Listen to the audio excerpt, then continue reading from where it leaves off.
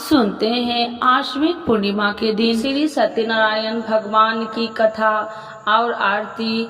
तो एक बार बोलिए प्रेम से विष्णु भगवान की जय, लक्ष्मी माता की जय। यह कथा सुनने से दुख शोक आदि को दूर करने वाला है, धन्य धान्य को बढ़ाने वाला, सौभाग्य तथा संतान को देने वाला है।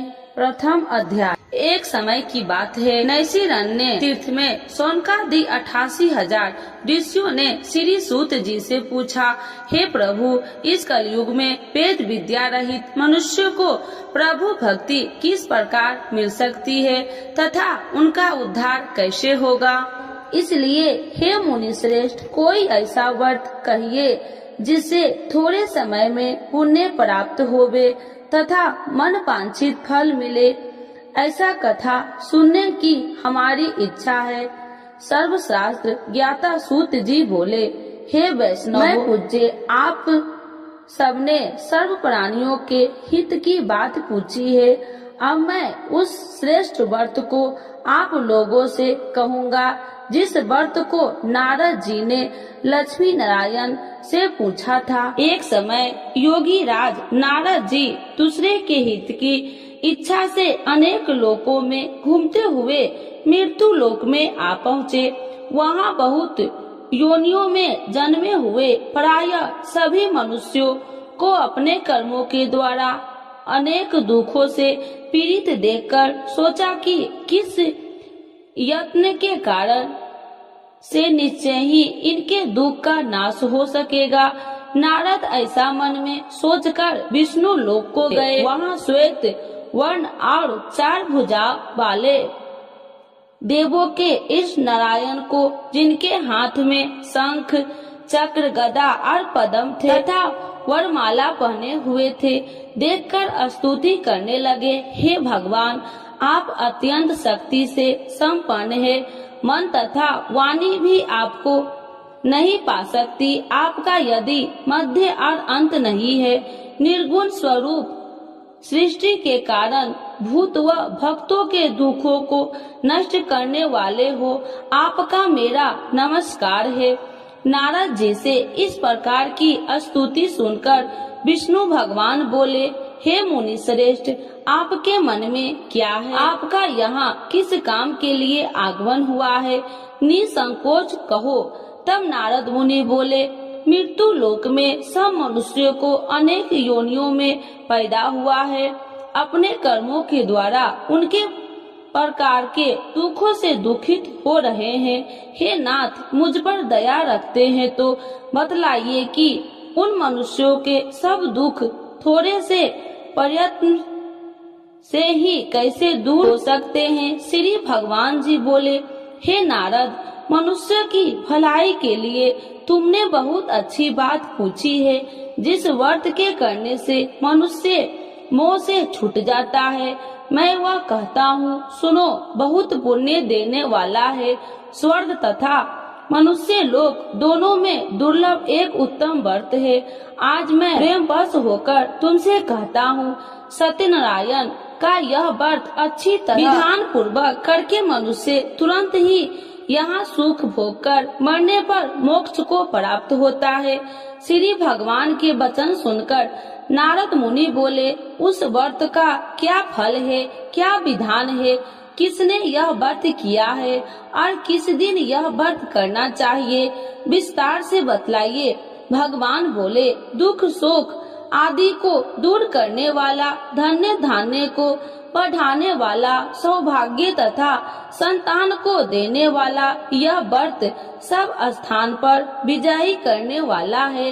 भक्ति और श्रद्धा के साथ किसी भी दिन मनुष्य श्री सत्यनारायण भगवान के शाम के समय ब्राह्मणों और बांधवों के साथ धर्मपरायण होकर पूजा करे।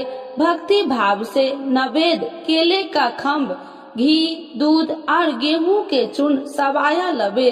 गेहूं के अभाव में साठी के चूर्ण, शक्कर तथा गुड़ ले आए और सब भक्षण योग पदार्थ जमा करके भगवान को अर्पण कर देवे तथा बंधुओं समेत ब्राह्मणों को भोजन करवावे। तत्पश्चात स्वयं भोजन करके नित्य गीत आदि का आचरण कर सत्यनारायण भगवान को स्मरण करते हुए समय व्यतीत करे। इस तरह व्रत करने पर मनुष्य की इच्छा निश्चय ही पूरी होती है। विशेषकर कली काल में भूमि पर यही मोक्ष का सरल उपाय है। इति श्री सत्यनारायण व्रत कथा प्रथम अध्याय संपूर्ण। तो एक बार बोलिए प्रेम से श्री सत्यनारायण भगवान की जय। द्वितीय अध्याय। सूत जी बोले, हे ऋषियों, जिन्होंने पहले समय में इस व्रत को किया है उनका वृत्तांत कहता हूँ, ध्यान से सुनो। सुंदर काशीपुरी नगरी में अति निर्धन ब्राह्मण रहता था। वह भूख और प्यास से बेचैन हुआ नित्य ही पृथ्वी पर घूमता था। ब्राह्मणों से प्रेम करने वाले भगवान ने ब्राह्मण को दुखी देखकर बूढ़े ब्राह्मण का रूप धरकर उसके पास जा आदर के साथ पूछा, हे गरीब, नित्य दुखी हुआ पृथ्वी पर क्यों घूमता है? हे श्रेष्ठ ब्राह्मण, यह सब मुझसे कहो, मैं सुनना चाहता हूँ। ब्राह्मण बोला, मैं बहुत निर्धन ब्राह्मण हूँ, भिक्षा के लिए पृथ्वी पर फिरता हूँ। हे भगवान, यदि आप इसका उपाय जानते हैं तो कृपा कर कहो। वृद्ध ब्राह्मण बोला कि सत्यनारायण भगवान मनोवांछित फल देने वाले हैं, इसीलिए हे ब्राह्मण, तू उनका पूजन कर, जिसके करने से मनुष्य सब दुखों से मुक्त होता है। ब्राह्मण को व्रत का सारा विधान बतलाकर बूढ़े ब्राह्मण का रूप धारण करने वाले सत्यनारायण भगवान अंतर ध्यान हो गए। जिस व्रत को वृद्ध ब्राह्मण ने बतलाया, मैं उसको अभ्यास करूंगा। यह निश्चय करने पर उस ब्राह्मण को भी नींद न आई। वह सवेरे के लिए चला। उस दिन उसको भिक्षा में बहुत सा धन मिला, जिससे बंधु बांधवों के साथ उसने सत्यनारायण का व्रत किया। उसके करने से वह ब्राह्मण सब दुखों से छूटकर अनेक प्रकार की संपत्तियों से युक्त हुआ। उस समय से वह ब्राह्मण हर मास व्रत करने लगा।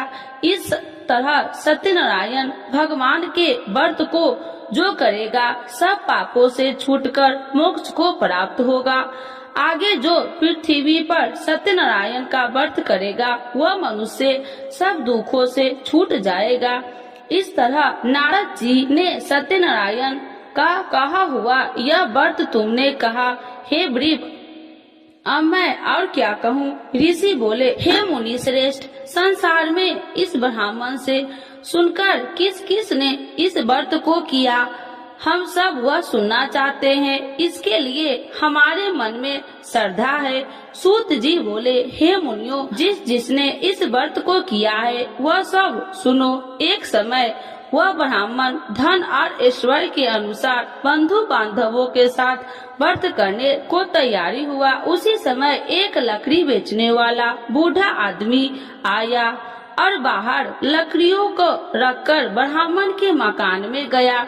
प्यास से दुखी लकड़हारा उनको व्रत करते देखकर ब्राह्मण को नमस्कार करके पूछने लगा कि आप यह क्या कर रहे हैं और इसके करने से क्या फल मिलता है, कृपया करके मुझसे कहो।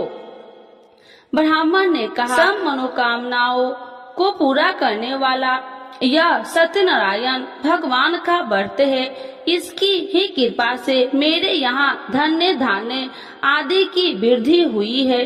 ब्राह्मण से व्रत के बारे में जानकर लकड़हारा बहुत प्रसन्न हुआ। चरणामृत ले और प्रसाद खाने के बाद अपने घर को आया। लकड़हारे ने मन में इस प्रकार का संकल्प किया कि आज ग्राम में लकड़ी बेचने से जो धन मिलेगा उसी से सत्यनारायण देव का उत्तम व्रत करूंगा। यह मन में विचार कर वह बूढ़ा लकड़हारा लकड़ियां अपने सिर पर रखकर जिस नगर में धनवान लोग रहते थे वह ऐसे ही सुंदर नगर में गया। उस दिन वहाँ पर बूढ़े को उन लकड़ियों का दाम पहले दिनों से 100 गुना मिला। तब वह बूढ़ा लकड़हारा दाम ले और अति प्रसन्न होकर पक्के केले की फली, शक्कर, घी, दूध, दही और गेहूं का चूर्ण इत्यादि सत्यनारायण भगवान के व्रत को कुल सामग्रियों को लेकर अपने घर गया। फिर उसने अपने भाइयों को बुलाकर विधि के साथ भगवान का पूजन और व्रत किया। उस व्रत के प्रभाव से बूढ़ा लकड़हारा धन धान्य आदि से युक्त हुआ और संसार के समस्त सुख भोगकर वैकुंठ को चल गया। इति श्री सत्यनारायण व्रत कथा 2य अध्याय संपूर्ण। तो एक बार बोलिए प्रेम से श्री सत्यनारायण भगवान की जय। 3य अध्याय। श्री सूत जी बोले, हे श्रेष्ठ मुनियों, अब मैं आगे की एक कथा कहता हूँ। प्राचीन काल में उल्कामुख नाम का एक महान ज्ञानी राजा था।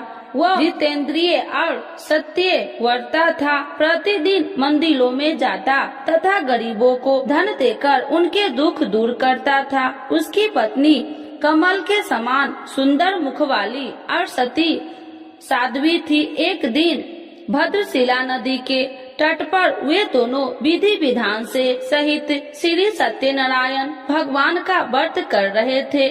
उस समय वहाँ साधु नामक एक वैश्य आया। उसके पास व्यापार के लिए बहुत सा धन था। वह वैश्य नाम को नदी के किनारे पर ठहराकर राजा के पास आया। राजा को व्रत करते हुए देखकर उसने विनय पूर्वक पूछा, हे राजन, यह आप क्या कर रहे हैं? मेरी सुनने की इच्छा है, कृपया आप यह मुझे भी समझाइए।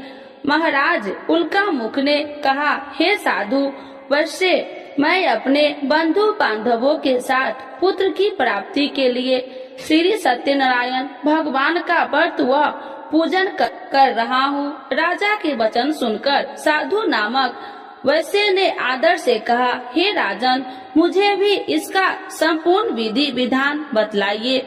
मैं भी आपके कहे अनुसार इस व्रत को करूँगा।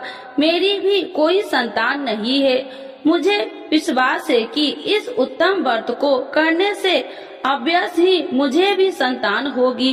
राजा से व्रत के सब विधान सुन व्यापार से निवृत्त हो वह वैसे सुख पूर्वक अपने घर आया। उसने अपनी पत्नी को संतान देने वाले उस व्रत के विषय में सुनाया और प्रण किया कि जब मेरे संतान होगी तब मैं इस व्रत को करूँगा। वैश्य ने यह वचन अपनी पत्नी लीलावती से भी कहे। एक दिन उसकी पत्नी लीलावती श्री सत्यनारायण भगवान की कृपा से गर्भवती हो गई। 10वें महीने में उसने एक अति सुंदर कन्या को जन्म दिया। दिनों दिन वह कन्या इस तरह बढ़ने लगी जैसे शुक्ल पक्ष का चंद्रमा बढ़ता है। कन्या का नाम उन्होंने कलावती रखा। तब लीलावती ने मीठे शब्द में अपने पति को याद दिलाया कि आपने जो भगवान का व्रत करने का संकल्प किया था, अब आप उसे पूरा कीजिए। साधु वैश्य ने कहा, हे प्रिय, मैं कलावती के विवाह पर इस व्रत को करूँगा। इस प्रकार अपनी पत्नी को विश्वास दे वह व्यापार करने विदेश चला गया। कलावती पितृगृह में वृद्धि को प्राप्त हो गई।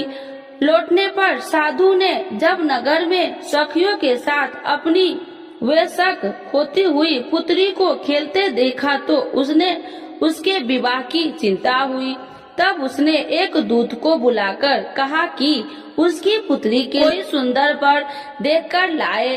दूत साधु नामक वैश्य आज्ञा पाकर कंचन नगर पहुंचा और देखा भालकर वैश्य की कन्या के लिए एक शुंगे वनिक पुत्र ले आया। उस सुंदर लड़के के साथ साधु नामक वैश्य ने अपने बंधु बांधवों सहित प्रचित होकर अपनी पुत्री का विवाह कर दिया। दुर्भाग्य से वह विवाह के समय श्री सत्यनारायण भगवान का व्रत करना भूल गया।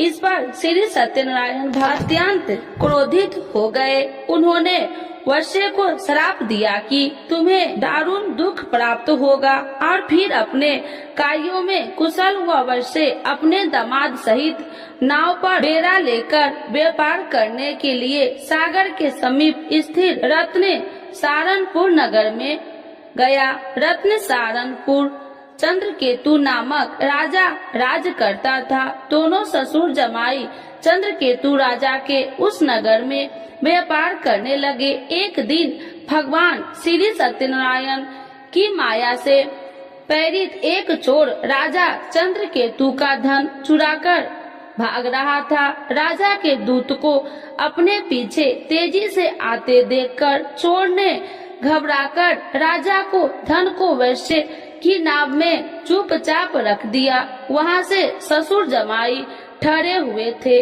और भाग गया। जब दूत ने उस वैश्य के पास राजा के धन को रखा देखा तो उन्होंने उस ससुर दामाद को ही चोर समझा। वे उन ससुर दामाद को दोनों को बांधकर ले गए और राजा के समीप जाकर बोले, आपका धन चुराने वाला ये दोनों चोर हम पकड़कर लाए हैं, देखकर आज्ञा दे। तब राजा ने बिना उस वैश्य की बात सुने उन्हें कारागार में डालने की आज्ञा दे दी। इस प्रकार राजा की आज्ञा से उनको कारावास में डाला दिया गया तथा उनका सारा धन भी छीन लिया गया। श्री सत्यनारायण भगवान के श्राप के कारण उस वैश्य की पत्नी लीलावती व पुत्री कलावती भी घर पर बहुत दुखी हुई। उनका सारा धन चोर चुरा कर ले गए। मानसिक व शारीरिक पीड़ा तथा भूख प्यास से अति दुखी हो भोजन की आस में कलावती एक ब्राह्मण के घर गई। उसने ब्राह्मण को श्री सत्यनारायण भगवान का व्रत विधि पूर्वक करते देखा।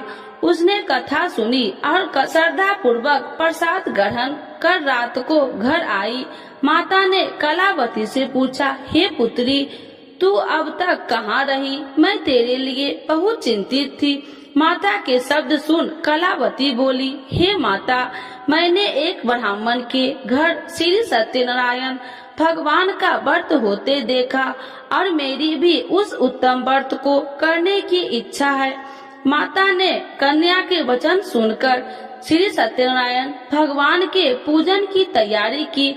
उसने बंधुओं सहित श्री सत्यनारायण भगवान का पूजन व व्रत किया और वर मांगा कि मेरे पति और दामाद शीघ्र ही घर लौट आए। साथ ही विनती की, हे प्रभु, अगर हमसे कोई भूल हुई तो हम सबका अपराध क्षमा करो। श्री सत्यनारायण भगवान इस व्रत से संपन्न हो गए। उन्होंने राजा चंद्रकेतु को स्वप्न में दर्शन देकर कहा, हे राजन, जिन दोनों वैश्यों को तुमने बंदी बना रखा है वे निर्दोष है। उन्हें प्रातः ही छोड़ दो। उनका सब धन जो तुमने अधिग्रहित किया है लौटा दो, अन्यथा मैं तुम्हारा राज्य, धन, पुत्र आदि सब नष्ट कर दूंगा। राजा से ऐसे वचन सुनकर भगवान अंतर्ध्यान हो गए और फिर प्रातः काल राजा चंद्रकेतु के दरबार में सबको अपना स्वप्न सुनाया और सैनिक को आज्ञा दी कि दोनों वैश्य को कैद से मुक्त कर दरबार में ले आओ। दोनों ने आते ही राजा को प्रणाम किया। राजा ने कोमल वचनों से कहा, हे महामुने भावो, तुम्हें अज्ञानतावश ऐसा कठिन दुख प्राप्त हुआ है। अब तुम्हें कोई भय नहीं, तुम मुक्त हो। इसके बाद राजा ने उनको नए नए वस्त्राभूषण पहनाए तथा उनकी जितना धन लिया था उसको दोगुना लौटाकर आदर से विदा किया। दोनों वैश्य अपने घर को चल दिए। इति श्री सत्यनारायण व्रत कथा तृतीय अध्याय संपूर्ण। तो एक बार बोलिए प्रेम से विष्णु भगवान की जय। चतुर्थ अध्याय। सूत जी ने आगे कहा, वैश्य ने यात्रा आरंभ की और अपने नगर को चला। अनेक थोड़ी दूर आगे बढ़ने पर दंडी वेशधारी श्री सत्यनारायण भगवान ने उसकी परीक्षा लेने हेतु उससे पूछा, हे वैश्य, तेरी नाव में क्या है? अभिमान वनिक हंसता हुआ बोला, हे दंडी, आप क्यों पूछते हैं? क्या धन लेने की कामना है? मेरी नाव में तो बेल के पत्ते भरे हैं। वैश्य ने ऐसे वचन सुनकर दंडी वेशधारी श्री सत्यनारायण भगवान बोले, तुम्हारा वचन सत्य हो। ऐसा कहकर वे वहाँ से चले गए और कुछ दूर जाकर समुद्र के तट पर बैठ गए। दंडी महाराज के जाने के पश्चात वैश्य ने नित्य क्रियाओं से निपुण होने के बाद नाव को ऊंची उठी देखकर अचंभा किया तथा नाव में बेल के पत्ते आदि देखकर मूर्छित हो जमीन पर गिर पड़ा। मूर्छित खुलने पर अति शोक करने लगा। अब उसके दामाद ने कहा, आप शोक न करे, यह दंडी महाराज का श्राप है, अतः हमें उनकी शरण में ही चलना चाहिए, वही हमारे दुखों का अंत करेंगे। दामाद के वचन सुनकर वह वैश्य दंडी भगवान के पास पहुंचा और अत्यंत भक्ति भाव से पश्चाताप करते हुए बोला, मैंने तो आपसे अत्यंत वचन कहे थे, उनके लिए मुझे क्षमा करे। ऐसा कहकर वह शोकातुर हो रोने लगा। तब दंडी भगवान बोले, हे वनिक पुत्र, मेरी आज्ञा से ही बार बार तुझे दुख कष्ट प्राप्त हुआ है, तू मेरी पूजा से विमुख हुआ है।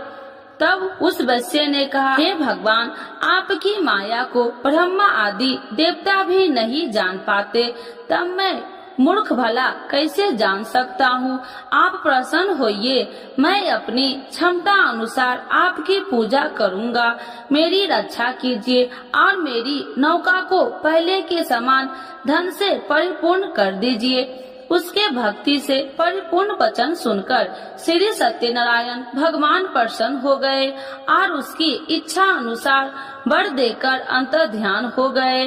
तब ससुर व दामाद दोनों ने नाव पर आकर देखा कि नाव धन से परिपूर्ण है। फिर वह विधि विधान से भगवान सत्यनारायण का पूजन कर साथियों सहित अपने नगर को चला। तब वह अपने नगर के निकट पहुंचा। तब उसने एक दूत को अपने घर भेजा। दूत ने साधु नामक वैश्य के घर जाकर उसकी पत्नी को नमस्कार किया और कहा, आपके पति अपने जमाता सहित इस नगर में समीप आ गए हैं। लीलावती और उसकी कन्या कलावती इस समय भगवान का पूजन कर रही थी। दूत का वचन सुनकर साधु की पत्नी ने बड़े हर्ष के साथ सत्यनारायण भगवान का पूजन पूर्ण किया और अपनी पुत्री से कहा, मैं अपने पति के दर्शन को जाती हूँ, तू पूजन पूर्ण कर शीघ्र आ जाना। परंतु कलावती पूजन एवं प्रसाद छोड़कर अपने पति के दर्शन के लिए चली गई। पूजन एवं प्रसाद की अवज्ञा के कारण भगवान सत्यनारायण ने रुष्ट हो उसके पति को नाव सहित पानी में डुबो दिया। कलावती अपने पति को न पाकर रोती हुई जमीन पर गिर पड़ी। नौका को डूबा हुआ तथा कन्या को रोती हुई देख साधु नामक वैश्य द्रवित होकर बोला, हे प्रभु, मुझसे या मेरे परिवार से अज्ञानतावश जो अपराध हुआ है उसे क्षमा करे। उसके ऐसे वचन सुनकर सत्यदेव भगवान प्रसन्न हो गए। आकाशवाणी हुई, हे वैश्य, तेरी पुत्री तेरा प्रसाद छोड़कर आई है, इसीलिए इसका पति अदृश्य हुआ है। यदि वह घर जाकर प्रसाद ग्रहण कर लौटे तो इसे इसका पति अवश्य मिलेगा। आकाशवाणी सुनकर कलावती ने घर पहुंचकर प्रसाद ग्रहण किया और फिर आकर अपने पति को पूर्व रूप में पाकर वह अति प्रसन्न हुई तथा उसने अपने पति के दर्शन किए। तत्पश्चात साधु वैश्य ने वही बंधु बांधवों सहित सत्य देव का विधि पूर्वक पूजन किया। वह इस लोक के सभी प्रकार के सुख भोग कर अंत में मोक्ष को प्राप्त हुआ। इति श्री सत्यनारायण व्रत कथा चतुर्थ अध्याय संपूर्ण। एक बार बोलिए प्रेम से श्री सत्यनारायण भगवान की जय। पंचम अध्याय। श्री सूत जी बोले, हे ऋषिगण, मैं एक और कथा कहता हूँ, आप सभी ध्यान से सुनो। सदा प्रजा के लिए चिंतित तुंगध्वज नाम का एक राजा था। उसने भगवान सत्यनारायण का प्रसाद त्याग कर बहुत कष्ट पाया। एक समय राजा वन में अन्य पशुओं को मारकर बर के वृक्ष के नीचे आया। वहाँ उसने ग्वालों को भक्ति भाव से बंधु बांधवों सहित श्री सत्यनारायण जी की पूजन करते देखा, परंतु राजा देखकर भी अभिमान के कारण न तो वहाँ गया और न ही सत्यदेव भगवान को नमस्कार ही किया। जब ग्वालों ने भगवान का प्रसाद उसके सामने रखा तो वह प्रसाद छोड़कर अपने नगर को चला गया। नगर में पहुंचकर उसने देखा कि उसका सारा राज्य नष्ट हो गया। वह समझ गया कि यह सब भगवान सत्यदेव ने रुष्ट होकर किया है। तब वह वन में वापस आया और ग्वालों के समीप जाकर विधि पूर्वक पूजन कर प्रसाद ग्रहण किया तो सत्यनारायण की कृपा से सब कुछ पहले जैसा ही हो गया और लंबे समय तक सुख भोग कर मरणोपरांत वह मोक्ष को प्राप्त हुआ। जो मनुष्य इस श्रेष्ठ दुर्लभ व्रत को करेगा, श्री सत्यनारायण भगवान की कृपा से उसे धन्य धान्य की कोई कमी नहीं होगी। निर्धन धनी और बंदी बांधवों से मुक्त होकर निर्भय हो जाता है। संतानहीन को संतान की प्राप्ति होती है तथा सब इच्छाएं पूर्ण कर अंत में वह वैकुंठ धाम को जाता है। अब उनके बारे में भी जानिए जिन्होंने पहले इस व्रत को किया है। अब उनके दूसरे जन्म की कथा भी सुनिए। सतानंद नामक वृद्ध ब्राह्मण ने सुदामा के रूप में जन्म लेकर श्री कृष्ण की भक्ति एवं सेवा कर वैकुंठ प्राप्त किया। उल्का मुख नामक महाराज राजा दशरथ बने और श्री रघुनाथ का पूजन कर मोक्ष को प्राप्त हुए। साधु नाम के वैश्य ने धर्मात्मा व सत्य प्रतिज्ञ राजा मोर ध्वज बनकर अपने पुत्र को ओर से चीर कर वैकुंठ धाम प्राप्त किया। महाराज ध्रुमध्वज और स्वयंभू मनु बने। उन्होंने बहुत से लोगों को भगवान की भक्ति में लीन करवाकर वैकुंठ धाम प्राप्त किया। लकड़हारा अगले जन्म में गृह नामक निषाद राजा बना, जिसने राम के चरणों की सेवा कर अपने सभी जन्मों को संवार लिया। इति श्री सत्यनारायण व्रत कथा 5th अध्याय संपूर्ण। तो एक बार बोलिए प्रेम से भगवान श्री सत्यनारायण की जय। आरती श्री सत्यनारायण जी की जय। लक्ष्मी रमीना श्री जय लक्ष्मी रमीना सत्यनारायण स्वामी जनिपात की हरिना।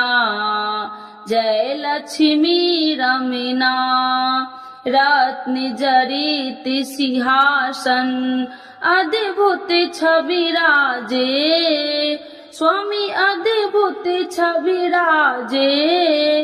नारद करत निरंजन घंटा ध्वनि बाजे। ओम जय लक्ष्मी रमीना प्रगट भये कलिकारणी दिज को दरस दियो स्वामी दिज को दरस दियो। बूढ़ो ब्राह्मण बन कर कंचन महल कियो।